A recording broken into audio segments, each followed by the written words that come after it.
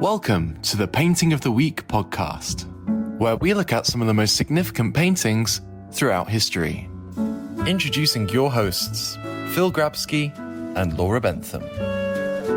Hello again, it's Painting of the Week, and today we are looking at Mary Cassatt's In The Loge, which is from 1878.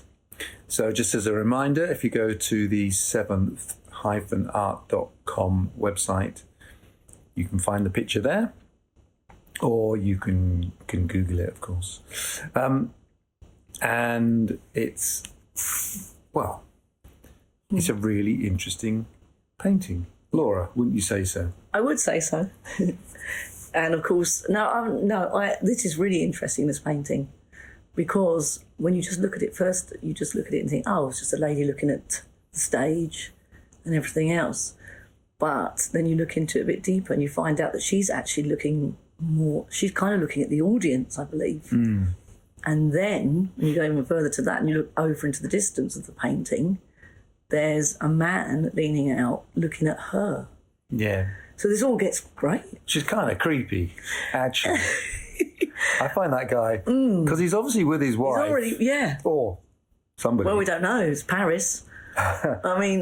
But there he is. Paris, 1878. What do we say? He's taken someone to the opera. Mm. And I must go off on a tangent straight away. Great. Oh, good. I got taken once to the Barcelona opera. I'm not even quite sure how you pronounce it. Liceu, Catalan, Liceo maybe.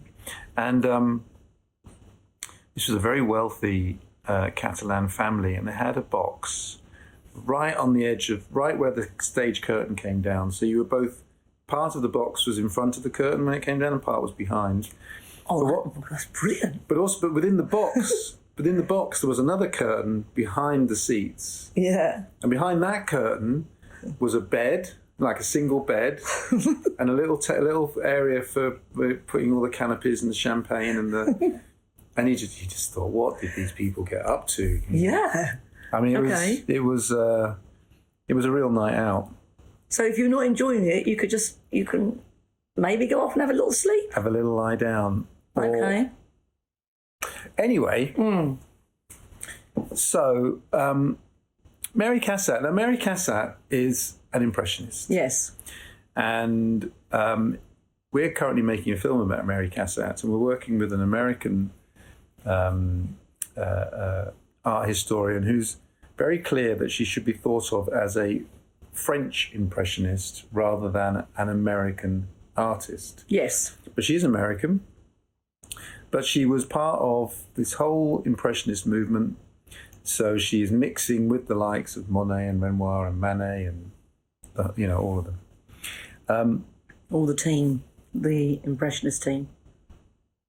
Now, she's clearly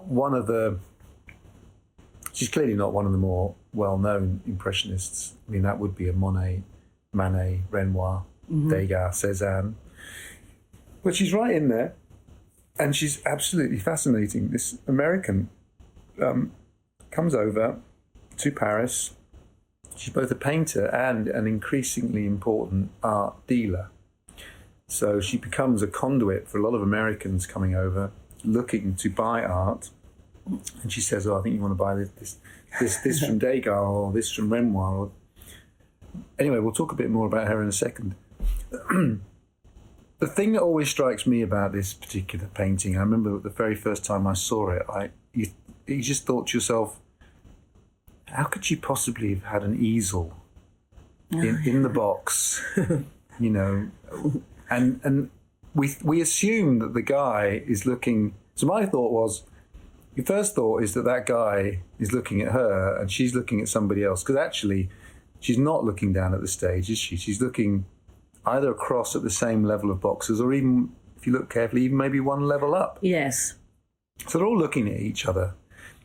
And again, in impressionists, and maybe all painters, it's all about looking and the gaze, and in this case, the female gaze and the male gaze. But anyway, and then I suddenly thought, if she was actually in the box with her easel, then he's probably looking at her and thinking, what on earth is that woman doing in the Paris Opera? With an easel. But of course, I imagine, and I haven't done a little bit of research, I think the whole thing is clearly set up. She's recreated the opera setting, and I could be wrong, I think that's her sister who just sat and modelled for her. Oh, okay. But I did actually look at a little thing that said, with the opera house, there was actually more social area than sort of, or maybe it's balanced, than the actual the stage and the audience part. So when they came out for, I'm assuming there's an interval, it must have, maybe it was quite long, but they all then sat around and, stood around drinking and looking and seeing who was there, what they're wearing. That was actually more important, or as important as, I don't know, I think watching the show. I think that's true now of opera, isn't it? Yeah. I mean, you go to Glyndebourne, it's as much about, I mean, it is beautiful music and beautiful singing, but it's also such a great place to, I mean, they have long breaks, don't they? Yeah, that's true. So they are doing the same. We're all checking out what you're wearing. Yeah. Well, it's funny you should say, at Glyndebourne, famously at Glyndebourne, I always assumed, and I think it's fairly true, you're supposed to wear black as a man and dress up as a woman. Yeah. And I thought I got invited there. I'd done a little bit of filming for them, filming one of their rehearsals, and they said, oh, here's a couple of tickets. I'm not even sure I had a tuxedo, so anyway, I just thought, oh, just a suit. Yeah. Which I guess would have been dark blue or grey or something. Anyway, it was smart. That very day, I remember turning up. Everyone else is in, all the other guys are in black, little black bow ties. I did notice one other person in a suit. Right. But this is the afternoon during the week. You know, people have come from work and stuff. Anyway, this is absolute truth. The next day in The Guardian, somebody was reviewing Glyndebourne and basically said, along the lines of, I don't know what the world is coming to. There were 4 people at Glyndebourne yesterday who weren't wearing black. Things are starting to change. That's so good. I thought, well, one of those was me. Yeah. You should have cut that out. Start that in your scrapbook. I think I did. I think I have got that somewhere. I mean, that is brilliant. Kind of ridiculous, although, you know, part of me is I do like tradition, but I mean, actually, as long as you dress smart. I think it is a thing, though, because upstairs I've got a coat that my mum made, especially to go to Glyndebourne. Really? It is incredible. It's gold. It's gold fabric. It's the most incredible thing. And I mean, it is really lovely. Have you worn it to Glyndebourne? No. Have you worn it? I've got a photo. No. Would you wear it? Yes. It's incredible. Glyndebourne next summer. No, it is quite stunning, but she actually made it, and she made the dress that goes with it. It's quite cool. It's quite 1970s. But I've got a lovely photo of my mum and dad, and Dad did dress up, definitely. So, yeah, it was a good thing. If you go to European opera houses, and I did some screenings of our composer films in Budapest, which was nice, but they took me to the opera house there. It's just the same. In fact, in Barcelona, in Paris, these kind of opera houses, it is as much about being seen. Yeah. And who else is there, and how they're dressed, and who they're with, as it is about who's performing and what the performance is. And that's amazing. Even still today, it is amazing, really. So, I mean, she's chosen, you know, she chooses the Paris Opera House for a reason, because you immediately know the narrative that people are there not, you know, as much to look and be looked at. And the whole, you know... It's funny that she's just got a plain black dress on then. I mean, I suppose that was... It's not very fancy, is it? I don't think so. Not in my eyes, no. It's quite... Yeah. It's actually quite amazing as a painting, as we're all back to looking at the paintings, how dark that whole section is. But then, like sometimes you say, so often, well, imagine if it was red or blue. It would not look right. Because the other ladies there down the bottom are all wearing, there's a lady there in black. The potential wife, mistress of the man looking, she looks similar. So, yeah. But it is funny that it is black that she's wearing. I must admit, without any evidence whatsoever, I've always assumed that there's an element of Mary Cassatt herself in that woman, and that she's travelled to Paris, and you take one really decent... It's like... Okay, yeah. It's like, you know, you have one decent black suit, don't you? Well, you don't. You might not, but... Well, you might. I don't know. You could not. But I mean... But you're right. It's travelling light. It's kind of utilitarian. Yeah. And, you know, in the art world, there are plenty of people who simply will wear black to everything. Yeah, okay. And it makes, you know, it does various things, but it means you can wear it multiple times. It means people aren't focused on what you're wearing quite the same way and whatever. So if I want to blend in, Phil, in the art world... Well, you'll probably blend in better in a black dress than, you know, something I'll keep that gold coat in the cover thing. Than the gold it's coat. Quite spectacular. With the wings and the feather headdress. But I'll save that one. I mean, I'd also thought to myself that, you know, they're clearly at least the second row. So they've gone up a bit, but actually they're still in boxes. So that still puts them in a certain class. Yeah. Again, it was interesting going to another venue in Barcelona where you had all these boxes, but then the main, what we now call the stalls, were just benches. Oh, okay. And it was very rowdy down there. This was actually kind of music hall. That was very rowdy, and the boxes were all a little bit more kind of individual party groups. And you'd want to be in the rowdy bit, wouldn't you? I mean, I think... Although that sounds uncomfortable. It was funny because it was like the main dish down there was roast chicken, and it just felt like you'd gone back 300, 400 years. These benches of roast chicken and people throwing bones around. So good. It was midnight in Barcelona. It was I should have done it more than once. I only did it the once. Anyway, brilliant. Back to Mary Cassatt. Yes, so, come on. We've got right off. But 1878 is a really interesting time because, of course, these painters at this point are in the early days of being part of a group called the Impressionists. 1874, you got the first Impressionist show, which, you know, as to put it mildly, evoked mixed opinions. And some of those artists are not really even very comfortable about that term at all. And here's this American woman, and I always think it's interesting that these French artists of different characteristics, different characters, but they've accepted her. Yeah. Despite the fact that she's American and despite the fact she's a woman, although there's also, you know, Bert Morisot, and, you know, she's not the only woman impressionist. No. But she is experimenting herself with this way of painting. And if you actually look, what I find really incredible is that in some ways it's very sketchy. Yeah. But, I mean, look at the guy who's got the binoculars. It's remarkable. There's no way on this planet I could do that. With relatively little detail, that guy is leaning on the balcony. His other arm is probably holding onto his partner's chair. Yeah. And you can tell from that little smudge of black that he's got binoculars. Your brain's putting it all together. No, it is incredible. And even the woman next to him. Yeah. It's just yeah. You know, but actually, there's just enough of an indent to see a nose. There's just enough of a bit of white, make it look like a frilly white dress. Yeah. And like you say, that he's got the binoculars, but then there's a man behind as well.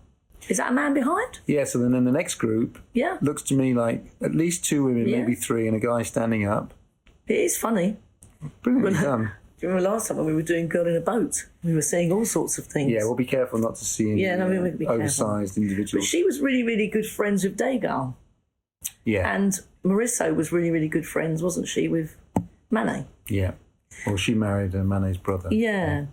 So that was nice that they both had... Well, I don't know if it was nice or not. Oh, no, Cassatt and... Yeah. So it was nice that they were sort of... That they had someone who was sort of a mentor as such. Well, she was good friends with him. Girl in a Blue Armchair, which is a great... Yes. One of the most famous Cassatt paintings. Yes. It is clear well, according to a curator at the National Gallery of Art in Washington, it is clear that Degas either altered it himself or encouraged her to alter. I did read that. The top of the and I painting. did think it was quite funny because when we were doing Morisot, Manet did get a little bit involved with her paintings. And then now we're saying about Cassatt'S and Degas. So did either one of those two women have a little go at some of the men's paintings? Because it's a bit funny, isn't it? That I don't know. I mean, they're both strong women. I wouldn't be at all surprised. It'd be funny if they actually found that. It would be quite good. I mean, she remained in Paris. She remained unmarried. She dedicated her life to art. Yeah. She painted lots and lots and lots of women with children. She's very prolific, but actually there's more. They're not. It is possible to misunderstand her and think she's a bit saccharine and it's all mothers and babies and mothers and children. Yeah. Actually, there's a lot more to her than that. Well, she didn't have children, so it might have been that she. We don't know. She might have wanted some. Yeah. Well. Although her mum had, her parents had, I believe, 7. Okay. 2 of which died quite young. So maybe she was surrounded in her childhood. I guess. I don't know about her parents. Do you know, were they wealthy? I think they weren't. They were sort of middle class. Okay. I believe. Because I know that her brother becomes arguably the wealthiest man in the United States. Really? If certainly one of. Wow. Because he ends up being in charge of the Pennsylvania Railroad. Ah. And so, and these things always help. So, I mean, Yeah. she was always going to be able to afford the fare across the Atlantic. Yes. That's another interesting... These liners crossing the Atlantic, they were relatively recent. Yeah. And that made a big difference too. The impressionist paintings that Durand Ruel took to America on a liner, if he couldn't have travelled comfortably, he may never have gone. No. No. Anyway, and she was able to go the other way and absolutely fell in love with Paris. Yeah. In fact, not so long ago, we went to film, I didn't, but my colleague went to film a couple of the chateaux that she lived in outside of Paris, and they're glorious. I mean, why wouldn't you fall in love and decide to stay? Definitely. But post-American Civil War, when the United States was rebuilding and was just expanding economically anyway, if you were in the railroads, things like that, steel and shipping, and you made a fortune. And it's those very people that then bought paintings by the crate load. So again, her brother would have entree to these people. Right, I see. Okay. So, there's some of those names that we know of now, Barnes and Carnegie and so many others, Havermeyers, very wealthy individuals building big houses and wanting art on their walls. Yeah. And so these kind of painters, the Impressionists, who couldn't find a market in Europe, found it in the United States. I don't actually know to what extent Cassatt, it'd be interesting, I mean, Ali, who's directing the film, it'd be interesting to find out. I don't know to what extent her paintings became popular in the United States. I think it took a while. Did it? That's what I believe. I don't think she was well received to start with. So... Do you think that's her painting, or because she's American, or because she's a woman, or...? I don't know. I think it took a while to get there, but then, like you say, I have no idea. Because I really like her work, but in the beginning it was a bit more detailed, and now, of course, no, not so detailed. But I think they're lovely. It's funny how, she focuses always on the audience in her paintings. It isn't. I mean, there's no sense of the stage at all, except what we imagine. She's done another couple, isn't she? There was Woman in a Pearl Necklace, 1879, which I think was her sister. Once again, in the audience. That was definitely her sister, yeah. So, yeah. Whereas Degas, he always focused on the stage. Yeah, yeah. And the performers.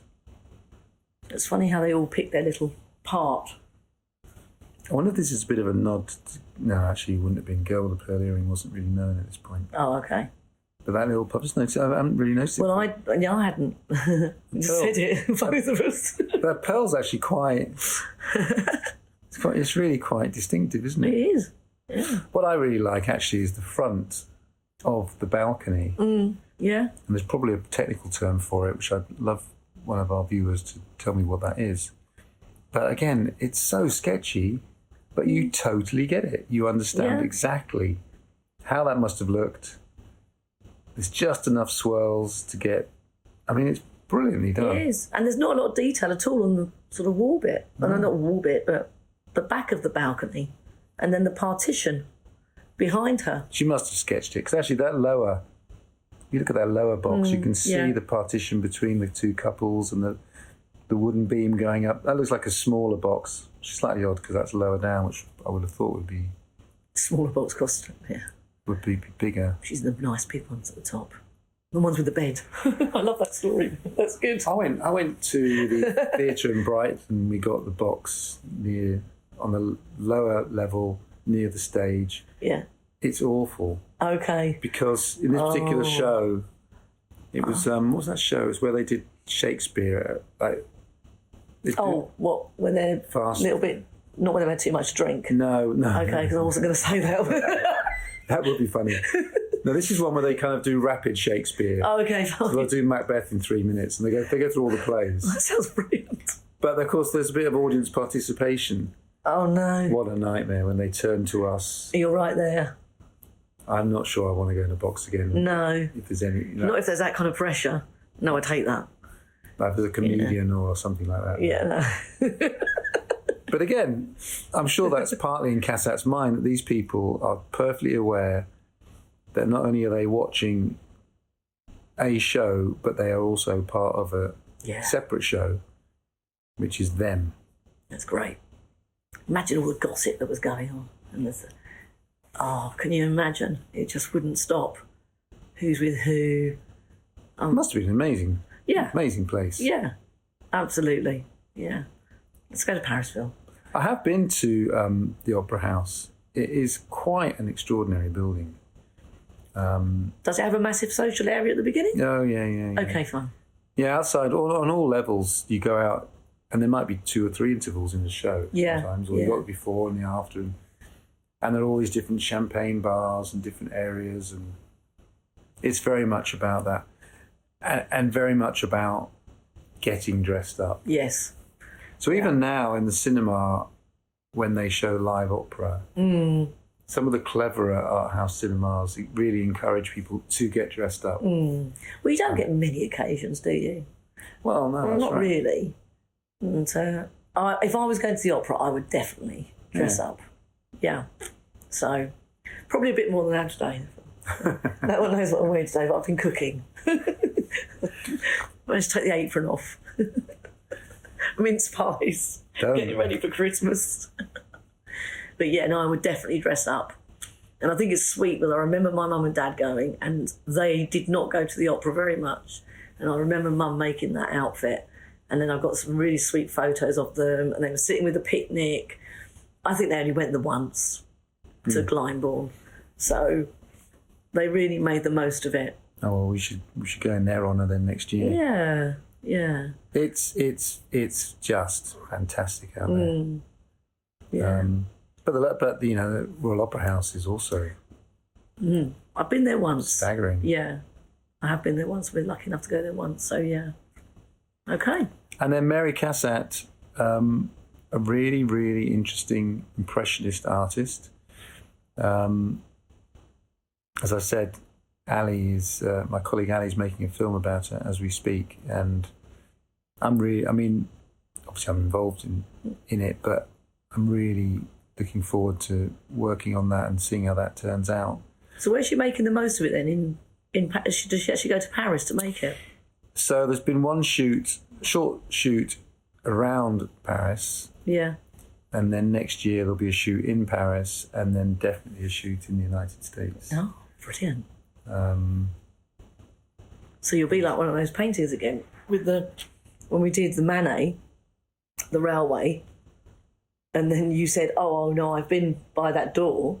So Ali will be able to say, actually, she's sitting in a box and stuff, that she might actually find the real one.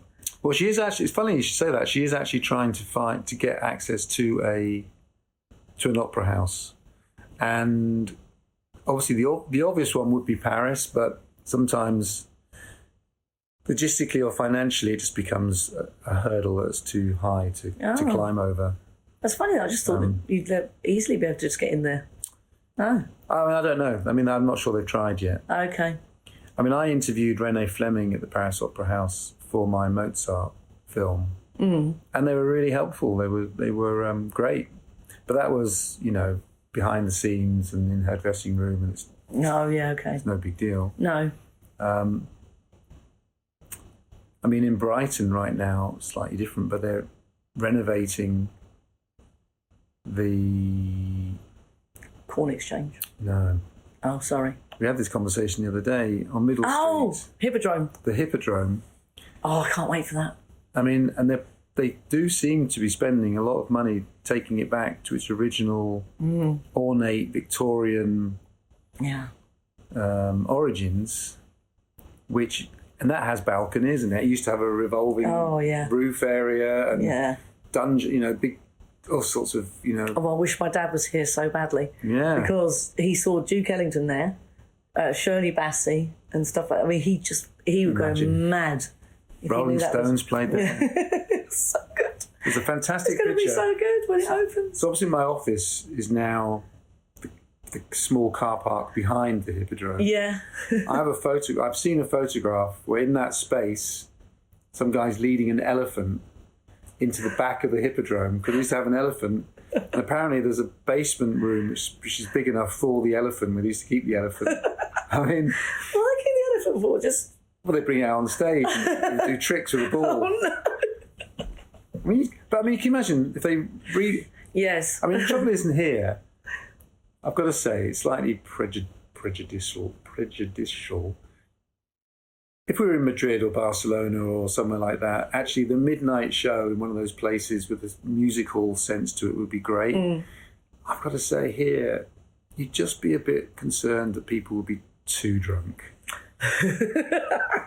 And it would take the edge off it somehow. Don't you think British people go from green to red? Really? Yes, I completely agree. Yeah, 100%. I've been out in Madrid where people are having a little beer, a little tapper, go for hours, and I know what you mean. Don't kind of go and wee in someone's garden. Throw up over somebody's. No. I'm worried now because I think it's Christmas party next week, so I'm going to have to really be... I'm going to have to really hold it together. Well, let's just say we have to keep our car park gates firmly shut for the next 3 weeks. In case I get drunk and bring an elephant in. Exactly. Somewhere along there may have been a brief moment when we talked about the painting. All I can really say is have a close look at this painting. She may not be an impressionist that you've heard of, but she is part of the impressionist group. Really interesting woman, really interesting story. Lots of fine paintings. And we hope you've enjoyed this week's Painting of the Week. Yeah, lovely. Thank you for listening to the Painting of the Week podcast. For more information, please visit our website at seventh-art.com. or contact us by emailing info@seventh-art.com. See you next time.